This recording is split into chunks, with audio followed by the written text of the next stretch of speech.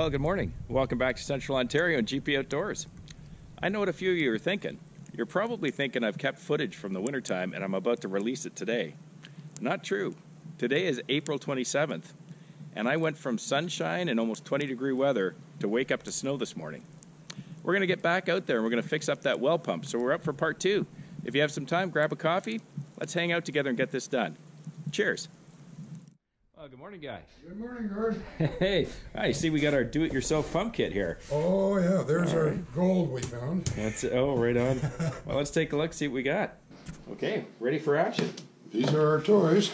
This is our submersible pump, basically the same as the one that came out of the well. Okay. We've got 250 feet of wire. We only need 200 to go down the well, but I need another 50 to get into the house. Okay, gotcha. Which has got to get over to the motor control box. Gotcha. We have our connectors for connecting these. These are shrink fit, waterproof. Right. And then we've got a buffer. Yeah. Torque arrestor? Torque arrestor, which clamps on the pipe, and we spread it out like the picture shows. Right. And every time the pump starts, it wants to twist that pipe. Okay. Well, this is set up to be tight against the well casing and stop some of that twisting. Okay. So you won't get the fatigue. All right. A little bit of tape there. And a bit of tape to hold the wire to the pipe as we feed it down. Great.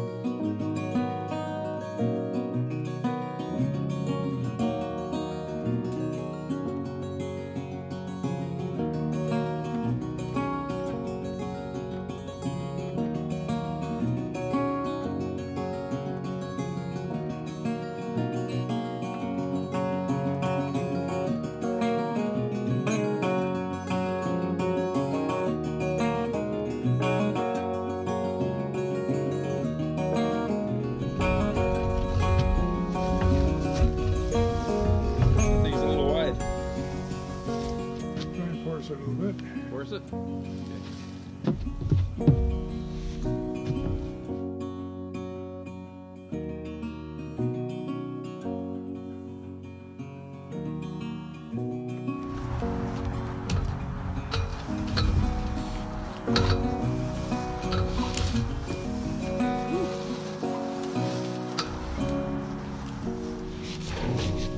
Oh, I think we just plunged into water because it just went.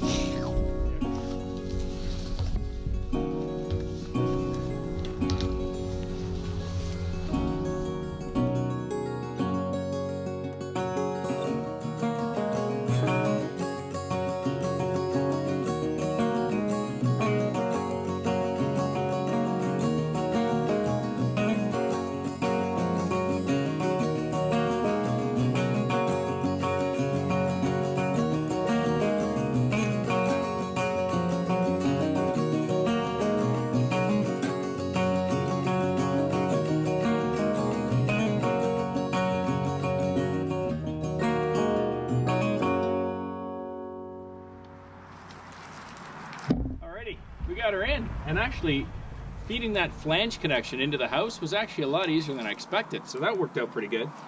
I noticed that with that torque arrestor, you've got to squish it down and make it just as tight as and slightly bigger than the casing diameter so that it sits in there nice and snug, and then that guides it all the way down. Here's our old wire into the house and into the control panel. So Guy's just on the other end. He's going to put a little bit of twine on there. We're going to pull it through and use that to fish through the new wire. Another smart thing to do, Bob grabbed a magic marker and he actually put the date as well as the number of feet down into the pipe it was today, so we know when this pump has been replaced in the future.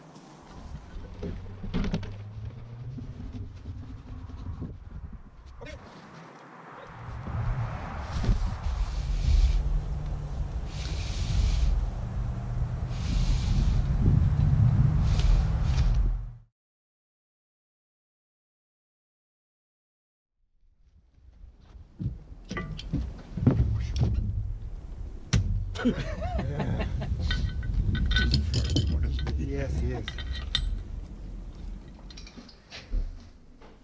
Wow, so like I said, I'm not sure if we had a lightning strike or somewhere we got a lot of electricity, because not only did it blow out all those wires, but it came back, blew out the pressure switch on the tank. And in fact, the contacts, which is probably difficult for you to see, were welded together shut. So we had to grab another pressure switch, so we're just going to get that in, get her all set up, and get ready to test it out and see if we can get some water.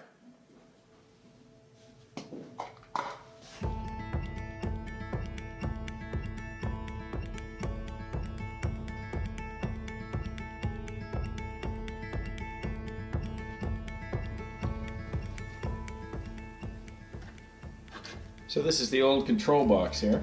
We're going to take it out and we're going to put it in the new one temporarily, rewire up a temporary connection, and then get this down to the new pressure switch, and we'll line it all up, get the power on and see if it works, and then we'll be in good shape. The lady that lives here actually told us when we got in that in fact when she came down into the basement, she found the top of this control box laying on the floor on the other side of the room. So whatever did hit this, or whatever did happen, it was definitely pretty big. So let's get this off, put the new one on, get her wired up.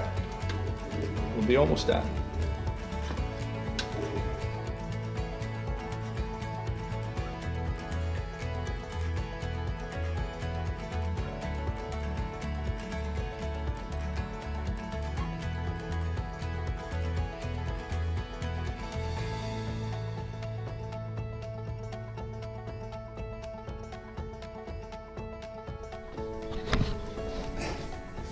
So this is the inlet coming in. Oh, okay. To the pressure tank. Right. That keeps the pressure equal in the system. Okay. And this is it going out to feed everything else. So I've got it shut off. Okay, great. That way. So when we turn on the pump, the water's just going to go through here and out the door. So anything that rusty water down the well and everything, Yeah. will go out here rather than through the house system. Okay, that's We'll let great. it run until it gets clear, and then we'll switch over. Thanks. And once that pump starts running, we'll know we're successful if we start seeing water come out of here. All right, Guy. Fire up!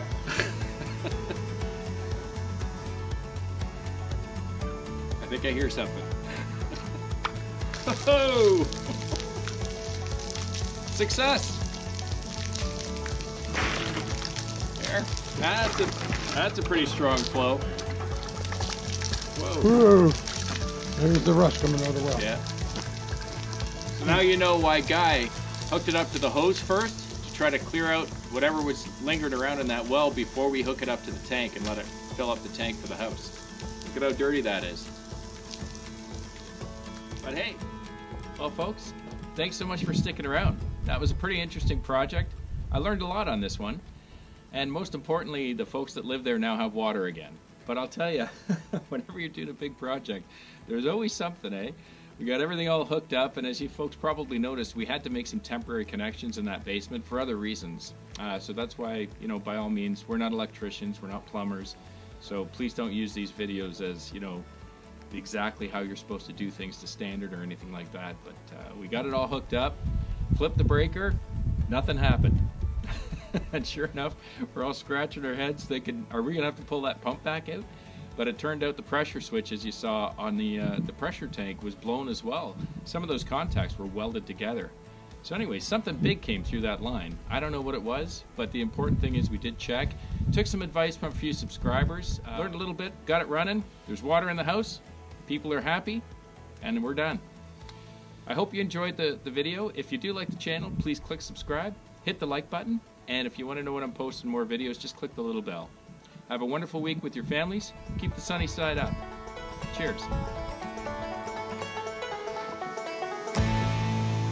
Fingers crossed.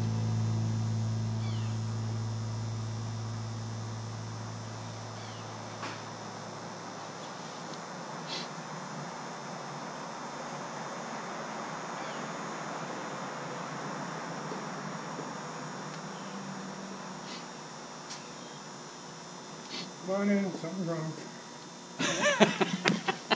Really?